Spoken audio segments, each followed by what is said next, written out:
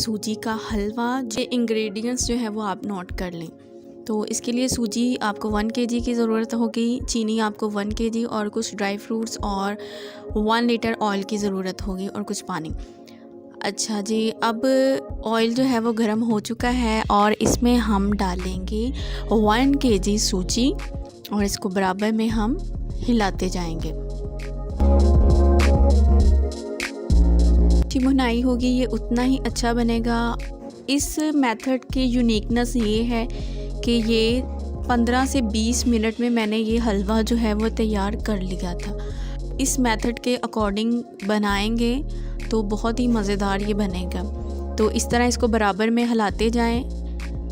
जितना आप इसको हिलाते जाएंगे उतनी ही इसकी स्मूथनेस जो है वो इंक्रीज़ होगी।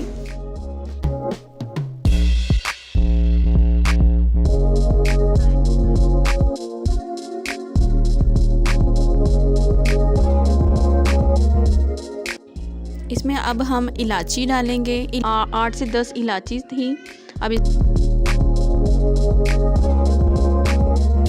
इसको अब देखें, इसका कलर जो है वो चेंज होना स्टार्ट हो गया है। इसमें अब मैं 1 लीटर पानी डाला, ये 2 लीटर पानी डाला और अब इसको हम बराबर में हिलाते भी जाएंगे ताकि इसकी जो स्मूथनेस है वो बरकरार रहे। ये 3 लीटर हो गया पानी और ये 4 लीटर पानी हो गया। तो अब इसको अच्छी तरह हिलाएंगे। अब हिलाने के बाद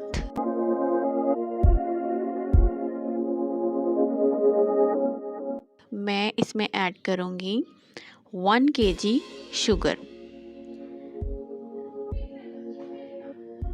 तो 1 केजी मैंने शुगर ऐड की और इसको मैंने बराबर में इसको हिलाना स्टार्ट किया ताकि इसकी जो स्मूथनेस है वो बरकरार रहे। इस तरह जितना आप इसको अच्छी तरह हिलाते जाएंगे ये हलवा उतना ही बहुत ही मज़ेदार बनेगा। ये थोड़ा सा मैंने पानी और ऐड किया तरह ये पक जाए। मैंने ड्राई फ्रूट्स डाले और इसको अच्छी तरह हिलाना शुरू किया।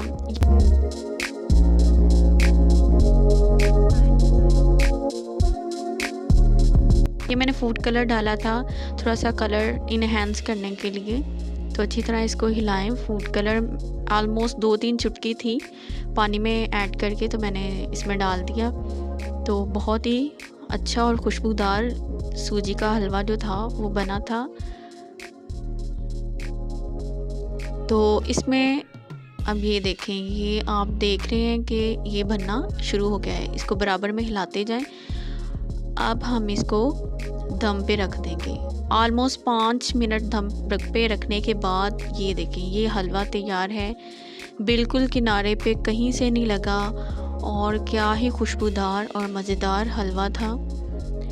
ये देखें, इसकी अच्छी बात ये थी कि इसमें ना एक्स्ट्रा ऑयल आपको नज़र नहीं आएगा, जिसकी वजह से वो लोग जो ऑयल की वजह से या हैवीपन की वजह से सूजी का हलवा नहीं खाते तो उनके लिए बेस्ट था। ये मैंने ड्राई फ्रूट्स डाले और ये मज़ेदार हलवा तैयार है।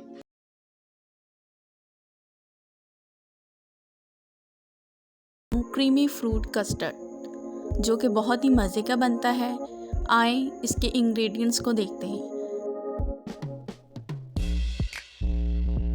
दूध हमें चाहिए 3 लीटर, चीनी हमें चाहिए 1 बड़ा कप या 12 चाय के चम्मच, कस्टर्ड रफान हमें चाहिए 10 चम्मच, कोई भी आप फ्लेवर इस्तेमाल कर सकते हैं। उसके अलावा चाहिए हमें क्रीम के 3 डिब्बे।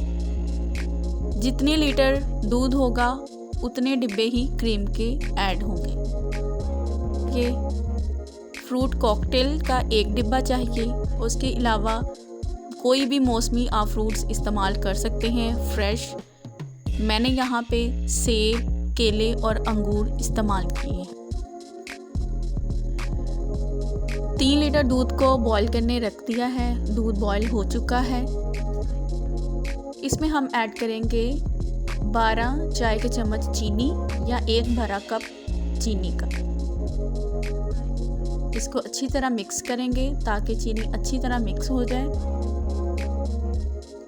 थोड़ा सा दूध मैंने निकाल लिया है 1 कप और इसमें 10 कस्टर्ड के चम्मच मैंने ऐड किए हैं और इसको अच्छी तरह मिक्स करेंगे ताकि गुठलियाँ ना बने।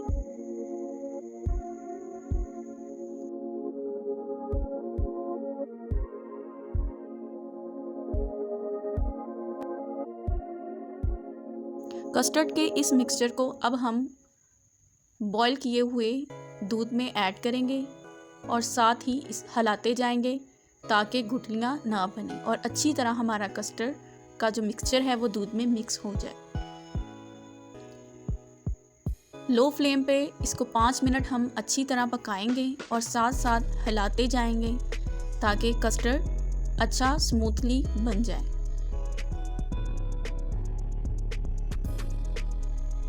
ये देखें, ऑलमोस्ट कस्टर्ड तैयार है। अब हम इसे ठंडा होने के लिए रख देंगे। 3 डिब्बे क्रीम के हमने इसको अच्छी तरह मिक्स करना है, बीट करना है ताकि क्रीम की कोई भी गुठलियाँ ना बने। जब हम इसे कस्टर्ड में डालें स्मूथली हम इसको बनाएंगे। ये देखें, ये अच्छी तरह ये स्मूथली हो गया है। अब इसे ठंडे किए हुए कस्टर्ड में ऐड कर देंगे। कस्टर्ड का टेम्परेचर बिल्कुल नॉर्मल था, रूम टेम्परेचर के अकॉर्डिंग। ये क्रीम हम मिक्स करेंगे।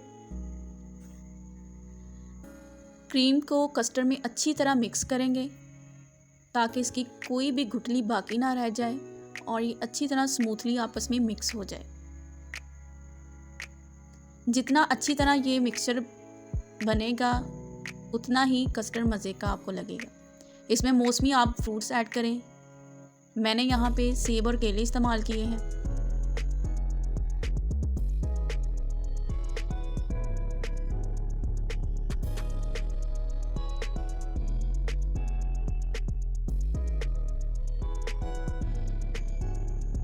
अब इसमें हम अंगूर ऐड करेंगे। ये डिपेंड करता है मूड के ऊपर कि आप किस तरह के फ्रूट्स ऐड करना चाहते हैं, किस तरह के नहीं। तो अंगूर भी आप इस्तेमाल कर सकते हैं, बहुत ही मज़े का बनता है इस तरह कस्टर्ड। अब बस अच्छी तरह मिक्स करेंगे। जी, ये मिक्स हो गया है। अब ट्रे में इसको हम निकालेंगे। फर्स्ट लेयर हम कस्टर्ड की ऐड करेंगे ट्रे के अंदर। फ्रूट केक को तोड़ के हम डालेंगे। अब फिर से एक लेयर हम कस्टर्ड की ऐड करेंगे, फिर फ्रूट केक हम डालेंगे। अब फ्रूट कॉकटेल ऊपर हम लगाएंगे। ये आपकी मर्ज़ी है, आप फ्रूट कॉकटेल को ऊपर भी लगा सकते हैं फर्स्ट लेयर पे, या फिर पूरे कस्टर्ड में भी आप मिक्स कर सकते हैं।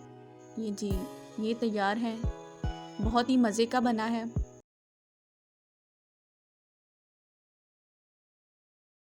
जा रही हूँ खीर, जो कि हर किसी की पसंदीदा है। आज मैं इसकी रेसिपी शेयर करूँगी और इसके साथ खीर के प्याले भी बना के आपको दिखाऊँगी कि किस तरह हम खीर के प्याले भी भर सकते हैं, जो कि 12 रबीउल अव्वल पे, मुहर्रम पे और घरों में भी बांटे जाते हैं। तो आए शुरू करते हैं जल्दी से इस रेसिपी को। तो दूध हमें चाहिए 7 लीटर। मैंने ऑलपर्स के डिब्बे यूज़ किए हैं, तो आप कोई भी दूध इस्तेमाल कर सकते हैं, चाहे वो भैंस का हो चाहे वो डिब्बों का हो। हमने बॉईल करने के लिए रख देना है। अच्छा, चावल जो है वो मैंने लिए हैं 1/4 kg राइस, जिसे हम 1 पाव भी सिंपल लैंग्वेज में कहते हैं। तो इसको मैंने 2 घंटे के लिए इसको मैंने भिगो दिया था चावलों को। तो चावलों को भिगोने के बाद इसको ग्राइंडर में अच्छी तरह मैंने ग्राइंड कर लेना है, मिक्स कर लेना है, ताकि ये बहुत ही बारीक दाने की फॉर्म में चावल जो है वो हमें मिल जाए। सिर्फ कोई 2 से 3 मिनट लगे हैं और ये देखें बिल्कुल ही बारीक फॉर्म में ये हमें चावल मिल गए हैं। दूध एक तरफ बॉईल हो चुका है, तो मैंने ग्राइंड किए हुए चावल का जो मिक्सचर है वो दूध में मैंने अंडेल दिया है। अब इसको अच्छी तरह हम इसमें ऐड करेंगे। चैनल को सब्सक्राइब करना मत भूलिएगा, यहाँ पे मैं आपको याद करवा देती हूँ। अब इलायची जो है वो मैंने उसके दाने निकाल दिए हैं, अब इसमें हम ऐड करेंगे और मिक्स करेंगे। खोपरा मैंने यहाँ पे कट कर लिया है, बादाम के जो पीसेस हैं वो भी मैंने कट कर लिए हैं। तो ये मटेरियल है जो हम खीर में ऐड करेंगे। उसके अलावा ये मेवे हैं, कुछ अपनी मर्ज़ी के मुताबिक आप ऐड कर सकते हैं। और चीनी जो है वो 1 गिलास। तो ये मैंने चीनी ऐड करना स्टार्ट की। اچھا، کھیر کی جو خاصیت ہے وہ اسی میں ہے کہ مزیدار کھیر اس طریقے سے بنے گی کہ آپ اس کو مسلسل ہلاتے ہیں. جتنی محنت کے ساتھ آپ کھڑے ہو کے مسلسل اس کھیر کو ہلائیں گے اتنی ہی مزے کی یہ کھیر بنے گی. یہ میں نے میوے ایڈ کر دیے ہیں اور یہ کھوپرا گری جو میں نے سلائس میں کٹ کی ہوئی ہے یہ ایڈ کی. بادام کٹ کی، یہ بادام میں نے تھوڑے سے رکھ لیے تھے. ہلانا شروع کرتے ہیں، ہلاتے جاتے ہیں اسے. اس کو ہلانے کا پروسیس اتنا ہونا چاہیے کہ یہ نیچے لگے نہ. جیسے ہی نیچے لگ جائے گی تو اس کا ذائقہ جو ہے وہ خراب ہو جائے گا. دیکھیں اس کا کلر بھی چینج ہونا سٹارٹ ہو گیا ہے. اب اس کو مزید ہم ہلانا شروع کریں گے. یہاں پہ پھر سے میں آپ کو سبسکرائب کرنے کا کہہ رہی ہوں، پلیز سبسکرائب کر دیجیے گا. پیارے پیارے سے جو پیالے میں خرید کے لے کر آئی ہوں وہ میں آپ کو دکھا دیتی ہوں. یہ دیکھیں بہت ہی خوبصورت انداز میں نے دھو کے اس کو رکھ دیا تھا تاکہ یہ ڈرائی ہو جائے. اور یہ دیکھیں کہ کھیر کو چیک کرنے کا میں نے طریقہ دکھایا ہے. کھیر کو نا میں نے جو پیالی تھی اس کو اس کی بیک سائڈ پہ میں نے ڈیل کے تھوڑا سا چیک کیا تھا اس کی تھکنس کو. تو ابھی اور اس میں پروسیس ہونا باقی ہے. اس کو مزید 5 منٹ یہ اور پکے گی. جی یہ مزیدار کھیر تیار ہے اور میں نے سب سے پہلے پیالوں میں بھر کے رکھ دی تھی تاکہ یہ جلدی سے ٹھنڈی ہو جائے اور میں اس کو بانٹ دوں. یہ میں نے بالس میں بھی کھیر ڈال کے اور اس پہ میں نے تھوڑی سی ڈیکوریشن کر کے میں نے رکھ دی ہے. اب ہم اس کو ٹھنڈا ہونے کے لیے رکھیں گے. آج میں بنانے جا رہی ہوں گجریلا، جو کہ ہر کسی کی پسندیدہ ڈش ہے. اور اس کے بنانے کا جو آسان طریقہ ہے وہ میں اس ویڈیو میں بتانے جا رہی ہوں. تو آئیں چلتے ہیں ریسیپی کی طرف. 3 لیٹر دودھ کو میں نے بوائل کر لیا ہے اچھی طرح. اور جیسے ہی یہ بوائل ہو، جیسے ہی دودھ میں ابال آ جائے تو اس میں ایڈ کی ہیں کدوکش کی ہوئی گاجر 1 کلو. یہ ایڈ کر کے آپ نے اب اسے پکانا شروع کر دینا ہے. جیسے ہی یہ پکنا سٹارٹ ہو جائے درمیانی آنچ پہ آپ نے اس کو پکنے کے لیے رکھ دینا ہے. جیسے ہی کلر چینج ہو اور گاجر جو ہے وہ گل جائے تو اس میں آپ نے رات بھر بھگوئے ہوئے چاول 200 گرام اور اس کو آپ نے مکسچر کی مدد سے گرائنڈ کر لینا ہے اور رائس مکسچر جو ہے وہ ایڈ کر دینا ہے اس میں. تو اس کو مزید ہم پکنے کے لیے رکھتے ہیں. اور اب اس میں نے 6 سے 7 عدد الائچی ایڈ کی ذائقے کے لیے اور اس کو اچھی طرح پکائیں گے. یہ گجریلا جتنا پکے گا اتنا ہی مزیدار بنتا ہے. اور جیسے ہی آپ کو لگے کہ اس میں تھکنس آنا سٹارٹ ہو گئی ہے تو اس میں آپ نے چینی ایڈ کر دینی ہے. چینی یہاں پہ میں نے 1 کپ ایڈ کی ہے، آپ اپنی مرضی کے مطابق بھی ایڈ کر سکتے ہیں. تو گاجر یہاں پہ گل چکی ہے اور تھکنس بھی آ چکی ہے اور اس کو مزید میں 5 سے 10 منٹ درمیانی آنچ پہ پکاؤں گی تاکہ اچھی طرح یہ پک جائے. مزید میں نے 15 منٹ اس کو پکایا ہے درمیانی آنچ پہ. اور یہ دیکھیں اب اس میں تھکنس آ چکی ہے. تو آئے اب اسے پریزنٹ کرتے ہیں. پریزنٹ کرنے کے لیے میں نے کپ میں اب اس ایڈ کرنا سٹارٹ کیا اور اس کے اوپر میں نے کرش کوکونٹ اور بادام پاؤڈر کے ساتھ میں نے اس کو ڈیکوریٹ کیا. اوپر بادام لگائے اور بہت ہی مزیدار یہ ریسیپی بنی ہے. ایک مرتبہ اس کو ضرور ٹرائی کیجیے گا اور جیسے چاہیں آپ اس کو پریزنٹ کریں. اگر آپ اس چینل پہ نئے ہیں تو چینل کو سبسکرائب کرنا مت بھولیے گا اور بیل آئیکن کو ضرور پریس کیجیے گا اور کامنٹ سیکشن میں ضرور بتائیے گا کہ آپ کو یہ ریسیپی کیسی لگی. خدا حافظ.